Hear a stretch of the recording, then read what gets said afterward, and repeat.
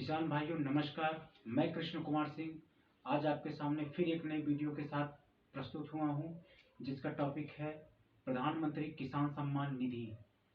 किसान भाइयों, जैसा कि आप जानते हैं कि ये फरवरी का महीना चल रहा है। 2-4 दिन में प्रधानमंत्री जी 13वीं किस्त फिर से भेजने वाले हैं। अगर आप प्रधानमंत्री किसान सम्मान निधि के लाभार्थी हैं, यानी आप 2000 रुपये पाते हैं, तो आपको ये वीडियो जरूर देखनी चाहिए। और कुछ छोटी छोटी चीज़ें हम आपको बताऊंगा इसमें कि आपको क्या, जैसे कि ई-केवाईसी क्या है, लैंड सीडिंग क्या है, एनपीसीआई क्या है। ये तीनों आगामी किस्त के लिए क्यों ज़रूरी हैं। अगर आप इन सब चीज़ों पे ध्यान देंगे तो आपका आगामी 13वीं किस्त आपके खाते में होगी। और अगर आप कोई छोटी सी गलती कर देंगे, हो सकता है कि आप 13वीं किस्त पाने से वंचित रह जाएं। तो आप हमारा ये वीडियो पूरा देखें ताकि जो भी जानकारी मैं आपको दूं आप तक पहुंच जाए। किसान भाइयों, आइए हम चर्चा करते हैं ई-केवाईसी। अगर अभी तक आपने ई-केवाईसी नहीं कराया है तो तत्काल आप अपने नज़दीकी सहज जन सेवा केंद्र या सीएससी सेंटर, जैसा कि आप लोग जानते हैं जहाँ पे आधार, आय, जात, निवास ये सब चीज़ें बनती हैं, वहाँ पे आप जाकर उनसे पता कर लीजिए कि आपका ई-केवाईसी हुआ है कि नहीं हुआ है। इसके लिए आपको अपना आधार कार्ड और रजिस्टर्ड मोबाइल नंबर जो कि आधार कार्ड से जुड़ा हो वो लेके जाना पड़ेगा। जब आप जाएंगे आप उनसे कहिए कि वो आपका ई-केवाईसी कर दें। अगर आपका ई-केवाईसी हो गया है तो जैसे ही वो चेक करेंगे तो आपके स्टेटस पे लिखा आ जाएगा e-KYC is already done.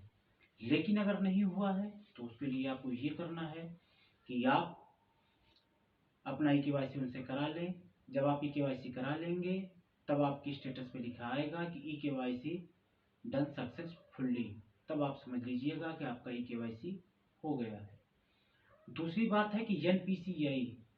NPCI मतलब ये है national payment corporation of India, जो कि बैंक के माध्यम से किया जाएगा आपका। आप अपने बैंक में जाके, जहाँ आपका खाता है जिसमें आपका 2000 रुपये आता है, बैंक में जाकर आप वहाँ बैंक मैनेजर से आप कहेंगे कि आपके खाते को एनपीसीआई से जोड़ दें, यानी आपके आधार की सीडिंग कर दें। आधार अंकन होगा, आधार अंकन को ही एनपीसीआई कहा जाता है। हो सकता है कुछ ब्रांच में बैंक कर्मियों द्वारा यह बताया जाए कि आप आधार कार्ड से पैसे निकालते हैं क्या। अगर आप कहेंगे हाँ निकालता हूँ, तो कहेंगे कि आपका हो गया है, जबकि ये दोनों चीज़ें अलग अलग हैं। आधार लिंक होना और आधार सीडिंग ये दोनों अलग अलग चीज़ें हैं। अगर आप आधार से पैसे निकालते हैं इसका मतलब आपके अकाउंट में आपका आधार लिंक है, जबकि ये जरूरी नहीं है कि वो सीडिंग भी हुआ हो, यानी आधार अंकन भी हुआ हो। तो आप उनसे कहिए मुझे आधार लिंक नहीं कराना है, मुझे आधार की सीडिंग करानी है, यानी एनपीसीआई करानी है। जब आप इतना चीज़ उनसे कहेंगे तो वो आपका एनपीसीआई करा देंगे। तो ये हुई ई-केवाईसी और एनपीसीआई की बातें। अगर किसान भाइयों ई-केवाईसी या एनपीसीआई कराने में कोई दिक्कत होती है तो एक विकल्प आपके पास और मौजूद है। आप अपने नज़दीकी पोस्ट ऑफिस में जाकर एक नया अकाउंट ओपन कर लेंगे जिसका नाम है Indian post payment bank, IPPB account.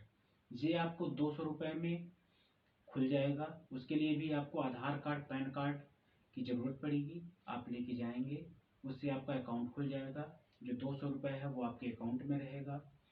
और जब आप आईपीपीबी अकाउंट खुलवाते हैं तो आपका खाता ई-केवाईसी भी हो जाएगा और एनपीसीआई भी हो जाएगा।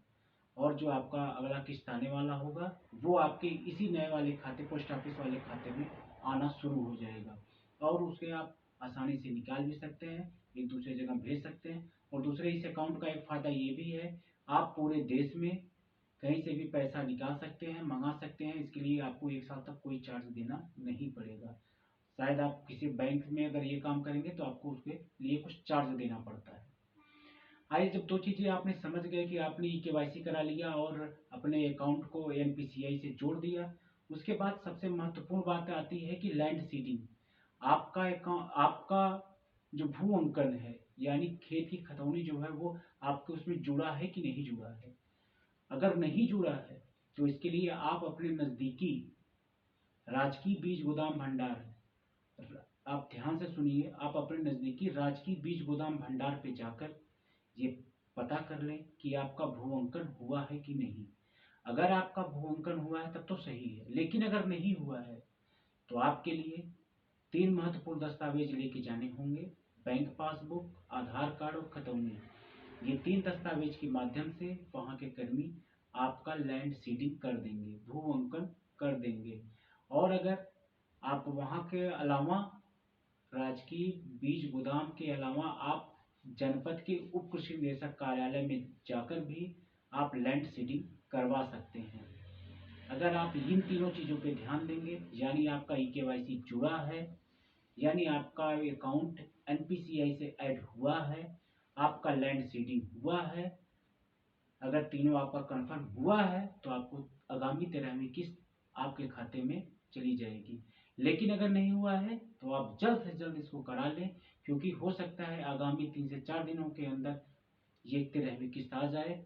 और अगर आप थोड़ी सी भी भूल कर देंगे, थोड़ी सी गलती कर देंगे जिसकी वजह से आपका 13वीं किस्त आना रुक जाएगा, तो ऐसा ना करें, जल्द से जल्द जाएं और तत्काल कराएं। धन्यवाद, नमस्कार। पूरा हम लोग चलिए।